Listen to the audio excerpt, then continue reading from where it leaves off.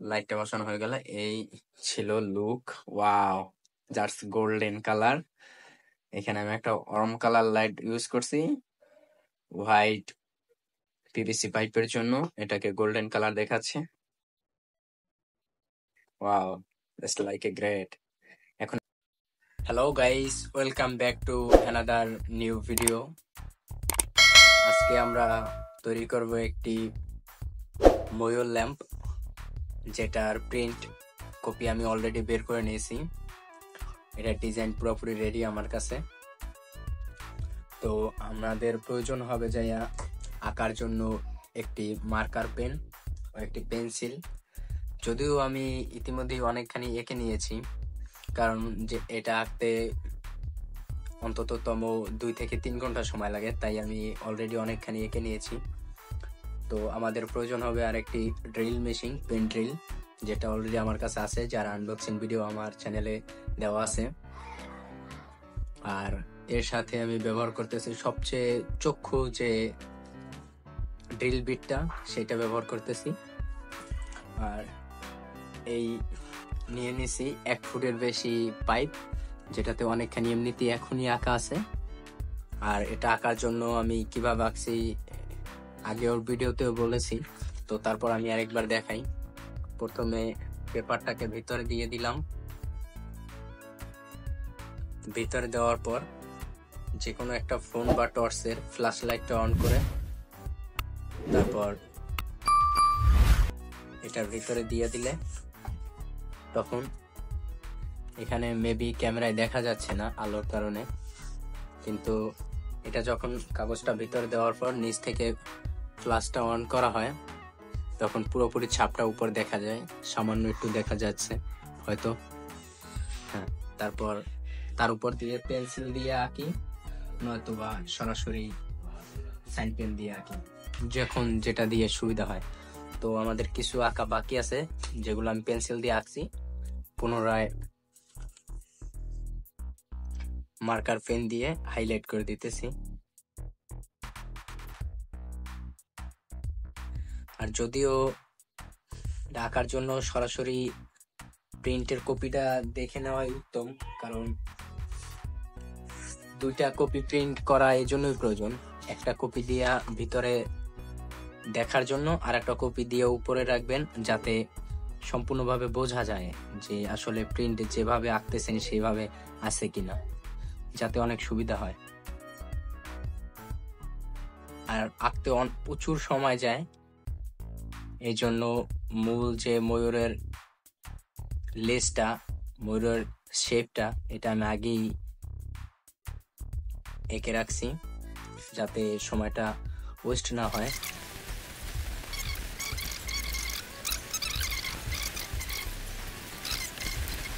প্রথমে আমি pen ড্রিলটা on করে নেব। আর পেন ড্রিল অন করার পর মেবি আমার সাউন্ডগুলো আসবে না, কারণ পেন ড্রিলে অনেক সাউন্ড হয়।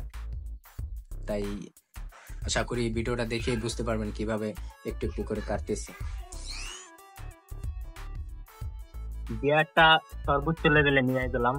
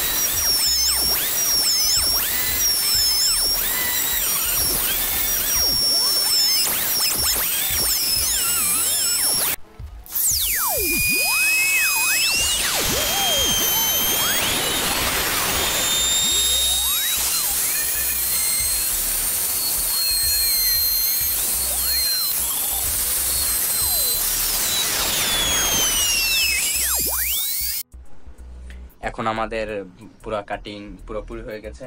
এখন আমরা ফিনিশিং দেব। ফিনিশিং দেওয়ার জন্য আমাদের কিছু টুল চাই, যেগুলো আমি অলরেডি রেখে দিয়েছি এখানে। তো প্রথমে আমরা একটা কাটারের মাধ্যমে উপরের পার্টটাকে আলতো করে কেটে নেব, যাতে ভেঙে না যায়। কারণ এখন এই পার্টটা খুবই নরম হয়ে গেছে, কাটার পর সবগুলো জয়েন্ট খুবই সূক্ষ্মভাবে আঁকড়ে আছে, যার জন্য আমরা খুব সাবধানে এটাকে কাটাকাটি করব।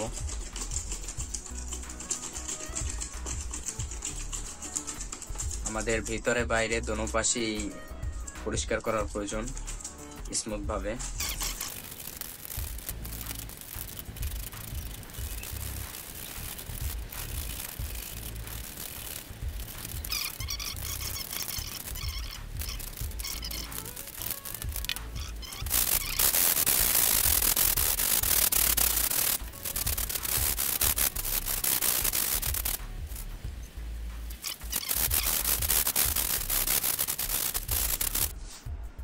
বাকিটা এখন আমরা ভিতরে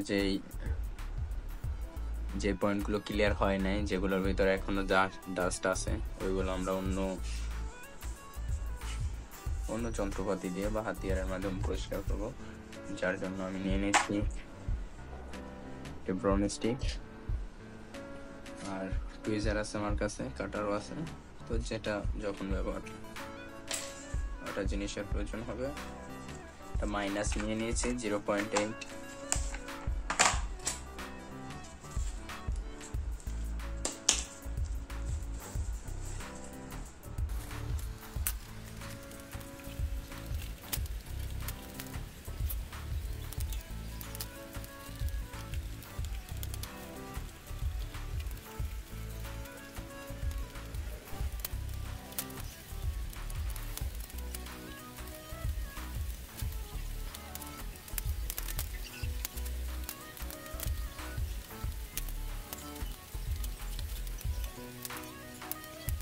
বাকি পার্টটা এখন স্যান্ড পেপার দিয়ে খুবই ভালোভাবে স্মুথ করে নেব, এবং এই যে মার্কিং করা আছে ওয়েস্টেজ পার্টগুলো কেটে আলাদা করব। এখন আমরা এটার ক্যাপ দুইটা তৈরি করব। একটা হলো নিচের ক্যাপ, যেটার সাথে লাইট থাকবে অ্যাটাচড, আর একটা হলো উপরের ক্যাপ, যেটা সবসময় থাকবে। তার জন্য আমি এরকম একটা পিভিসি শিট নিয়ে নিয়েছি। পিভিসি শিটের উপরে মাপ করার জন্য একটা কম্পাস, একটা পেন্সিল নিছি, যেটা দ্বারা এখন মাপ দিয়ে নিচ্ছি। আর এর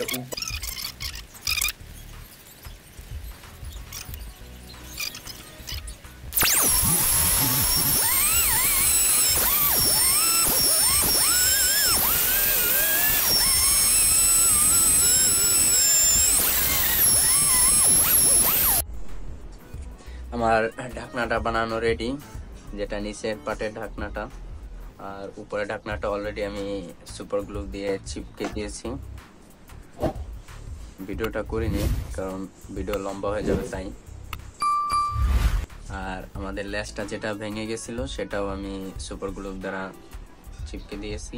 এটা আমাদের টোটাল রেডি, শুধু এখন ওয়্যারিং আর লাইটিং এর কাজটা বাকি আছে, আর যেগুলো আমি এখনই করব। এর লাইটিং এর জন্য আমার সুইচ কন্ট্রোলার প্রয়োজন, যার জন্য সুইচ নিয়ে নিয়েছি, লাইটও নিয়ে নিয়েছি। তো আমি চাইছিলাম যে ডেডিকেটেড কোনো টাচ প্যানেল অথবা push button on of system করতে, বাট এখন তোটা টাইম নেই, তাই শর্টকাটে যে কোনো একটা সুইচ নিয়ে কাজটা শুরু করতে চাই। এখান থেকে একটা ছোট দেখে একটা সুইচ নিয়ে নেব।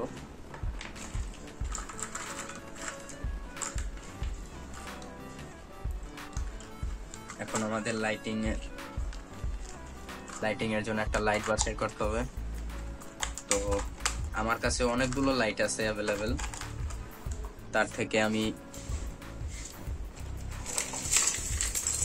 3 ওয়াটের 5 ওয়াটের যে কোনো একটা লাইট নিয়ে নেব। তো অরম লাইটটা ব্যবহার করতে পারি আমরা এর জন্য।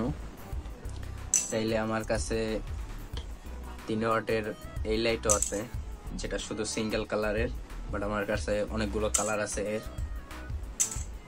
আর চাইলে RGB এই লাইটটা ব্যবহার করতে পারি, দেখি কোনটা বেশি পারফরমেন্স ভালো হয়। আমি এই মুহূর্তে অর্ম লাইটটাই ব্যবহার করতেছি, কারণ এই লাইটটা আগে কখন ব্যবহার করিনি, ব্যবহার করে দেখতে চাই কেমন পারফরমেন্স পাওয়া যায়।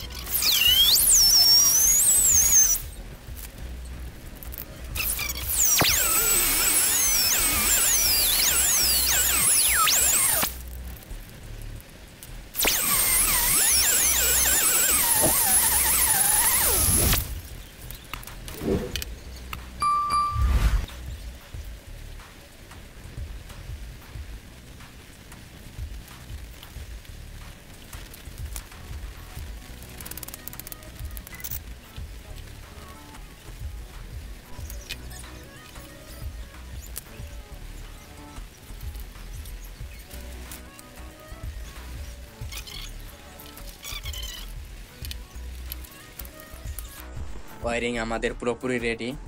তো একটা ডিফিউজার নিছি, যেটা অন্য একটা পুরনো লাইটের। তো ডিফিউজারটা লাগিয়ে দিলাম। ডিফিউজারটা লাগানোর পর লাইটটা বসাই দিই।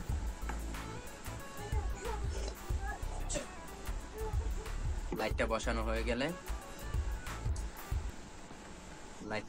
গেলে এই ছিল look. Wow, just golden colour. এখানে আমি একটা অর্ম কালার লাইট ইউজ করছি হোয়াইট পিভিসি পাইপের জন্য, এটাকে গোল্ডেন কালার দেখাচ্ছে। Wow, it's like a great. এখন আমি আপনাদের লাইটটা অফ করে তারপর দেখাচ্ছি।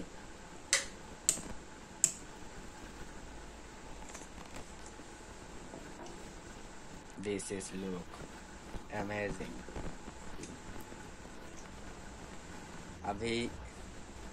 এখন আমার মনে হচ্ছে যে আমার এতক্ষণের মেহনত একটা কাজে লাগছে। তো এই ছিল আজকের video. Thanks for watching. Please subscribe my channel. আর এরকম ভিডিও পেতে চাইলে বেল বাটন অন করে রাখবেন, যাতে পরবর্তীতে এরকম কোনো ভিডিও ছাড়লে সবার আগে আপনার কাছে পৌঁছায়।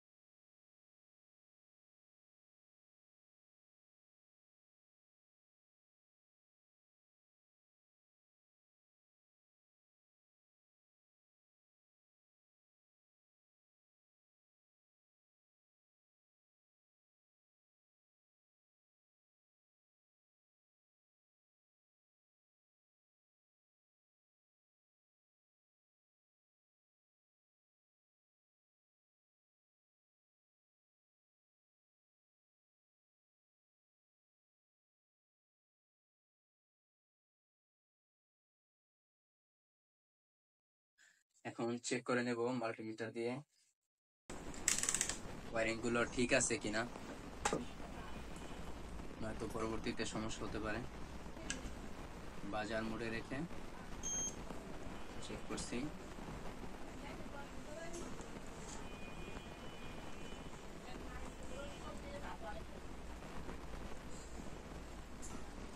ওয়ারিং ঠিক আছে। তো এখন পুরোপুরি ফিটিং করে দেবো।